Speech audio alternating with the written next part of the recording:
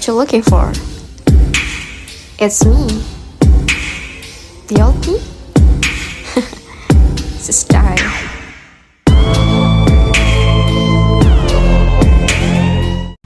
Hai Sobat Hukum, selamat datang di channel kita. Hari ini kita akan membahas tentang jarima zina. Seperti yang kita ketahui, zina adalah perbuatan yang melanggar hukum dan juga melanggar hukum agama. Nah, apa aja sih yang terkait dengan jarima zina ini? Jangan di skip-skip ya teman-teman, dengerin sampai akhir agar kalian paham tentang jarima zina ini. Yuk langsung saja kita masuk ke materinya.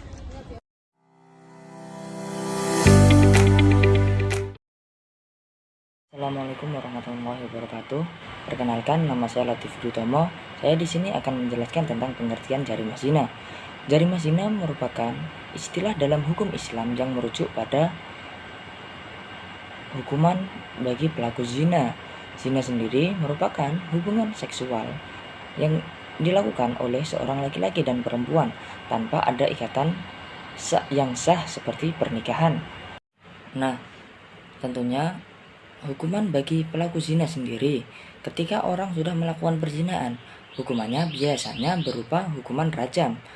Hukuman rajam yaitu hukuman yang biasanya dilempar batu hingga mati. Dan adapun hukuman takzir, yaitu hukuman yang telah diputuskan oleh hakim sesuai dengan peraturan yang berlaku. Adapun beberapa tokoh ulama yang menjelaskan tentang pengertian zina. Menurut Imam Al-Mawardi, zina ialah sebuah tindakan yang dilakukan laki-laki berakal memasukkan kelamin di lawan jenis tanpa adanya hubungan ikatan yang sah seperti pernikahan. Sedangkan menurut Imam Abu Hanifah, perzinahan hanya terjadi khusus kepada vagina dan bukan di dubur seorang perempuan. Dari definisi yang telah saya jelaskan tadi, zina merupakan hal yang sangat dilarang oleh agama Islam. Hal ini sudah ada pada dalil Quran surah Al-Isra ayat 32 tentang larangan dari Allah Subhanahu wa taala. Pada surat itu memiliki arti zina adalah perbuatan yang sangat keji, maka dari itu jauhilah zina. Mungkin itu saja yang dapat saya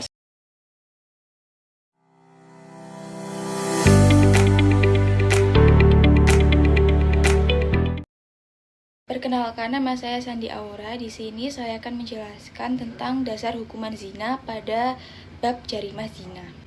Perbuatan berzina yang dilakukan di luar nikah merupakan sebuah dosa besar dan pelanggaran yang serius pada syariah Islam. Hukuman Islam didasarkan pada prinsip-prinsip utama dalam Islam yang diketahui dalam Al-Quran, hadis Nabi Muhammad SAW, serta beberapa prinsip-prinsip hukum yang telah berkembang selama ini. Dalam konteks hukum Islam, pemahaman mengenai dasar hukum dalam berzina termasuk hal yang sangat penting agar dapat memahami konsekuensi hukumnya dan bagaimana hukuman akan diterapkan dalam masyarakat muslim. Dasar hukum zina dalam Islam mencakup ayat-ayat Al-Quran, hadis Nabi Muhammad SAW, serta prinsip-prinsip hukum Islam yang mendasarinya. Nah, dasar hukum zina dalam jarima atau hukum pidana Islam dapat dijelaskan sebagai berikut. Yang pertama adalah Al-Quran. Al-Quran merupakan dasar hukum paling utama untuk hukuman zina. Ayat-ayat dalam Al-Quran yang mengatur tentang hukuman zina antara lain adalah Quran Surat Al-Isra ayat 32 dan Quran Surat An-Nur ayat 2. Quran Surat Al-Isra ayat 2 yang berbunyi wala taqrabus zina innahu kana fahisya wa sa'a sabila. Artinya adalah, dan janganlah kamu mendekati zina, sesungguhnya zina itu adalah perbuatan keji dan suatu jalan yang buruk. Definisi hadis menurut pendapat Mahmud At-Tohan merupakan sesuatu yang berasal dari Nabi Muhammad, baik berupa ucapan ataupun perbuatan. Nah, hadis dapat dijadikan sebagai dasar hukuman zina dalam Islam. Berikut bunyi hadis yang dapat dijadikan sebagai dasar hukuman zina. Barang siapa yang telah berzina dengan seseorang perempuan yang bukan istri sahnya, maka dia telah terbukti melakukan kesalahan dan terdapat 4 saksi, maka dia dapat dirajam atau dilempari batu hingga dia mati. Yang ketiga adalah ijma. Ijma adalah kesepakatan para ahli fikih mengenai kasus hukum yang berlaku pada zaman tertentu setelah wafatnya Nabi Muhammad terhadap hukum syara'. Sebagian besar mujtahid berpendapat bahwa zina merupakan sebuah perbuatan yang membuat pelakunya mendapatkan dosa besar. dan diwajibkan dihukum sesuai dengan syariah Islam. Hal tersebut dianggap sebagai bagian dari ijma. Yang terakhir adalah qiyas. Qiyas merupakan sebuah usaha yang dilakukan oleh mujtahid untuk menggabungkan suatu kejadian yang tidak memiliki nas dalam hukumnya dengan suatu kejadian yang telah memiliki nas dalam hukumnya, sebab terdapat kesamaan ilat hukum antara keduanya.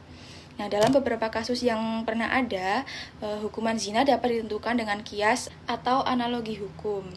Artinya yaitu apabila tidak ada hukum yang jelas atau akurat untuk kasus tertentu, hukuman zina dapat dilakukan secara analogi dengan menggunakan prinsip-prinsip yang terdapat pada Al-Quran dan hadis.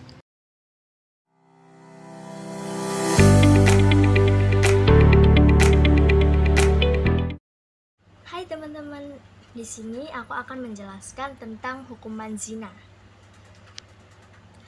Hukuman zina menurut hukum pidana Islam adalah dengan hukuman cambuk atau hukuman darah, yang mana hukuman ini bersifat fisik dan juga bertujuan untuk memberikan efek jera bagi pelakunya agar tidak mengulangi perbuatannya. Hukuman berzina dalam hukum pidana Islam telah diatur di dalam pasal 284 KUHP. Ada beberapa mazhab yang menjelaskan tentang hukuman zina tersebut. Hukuman zina dalam setiap mazhab Islam dapat bervariasi tergantung pada interpretasi dan penafsiran hukum yang dianut oleh mazhab tersebut. Jadi, berikut ini adalah pandangan dari setiap mazhab besar Islam tentang hukuman zina. Yang pertama yakni mazhab Hanafi, yang mana mazhab Hanafi ini seringkali cenderung ke arah hukuman yang lebih ringan daripada beberapa mazhab lainnya, karena mereka ini dapat mengutamakan bukti yang kuat dan juga menghindari hukuman fisik jika tidak ada bukti yang memadai.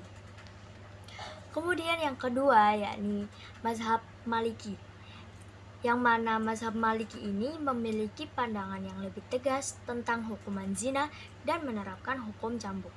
Hukuman ini biasanya berdasarkan pada kesaksian yang kuat atau pengakuan dari pelakunya. Kemudian yang ketiga yakni mazhab Syafi'i, yang mana mazhab Syafi'i cenderung memandang zina sebagai tindakan yang sangat serius dan menerapkan hukum cambuk atau hukuman rajam, yang mana hukuman rajam ini adalah hukuman melempar batu. Jadi nanti pelakunya akan dilempari batu. Kemudian hukuman ini berdasarkan pada kesaksian atau pengakuan dari pelakunya. Yang terakhir yakni dari mazhab Hambali, yang mana mazhab Hambali ini dapat menerapkan hukuman cambuk atau hukuman rajam sama seperti mazhab Syafi'i. Namun bedanya dari mazhab Syafi'i, mazhab Hambali ini hukumannya dapat menjadi lebih berat jika pelaku sudah menikah. Jadi begitu teman-teman untuk hukuman zina. Maka dari itu hindarilah zina dan jangan berbuat zina.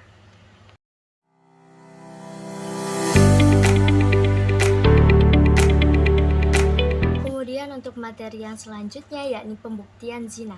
Jadi zina itu bisa dibuktikan dengan apa aja sih? Yuk simak video berikut ini.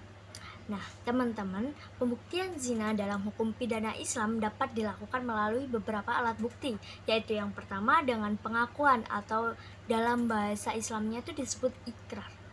Yang mana pengakuan ini pelaku mengakui perbuatannya secara terbuka dan jujur di hadapan hakim. Kemudian yang kedua yakni kesaksian atau biasa disebut dengan syahadah.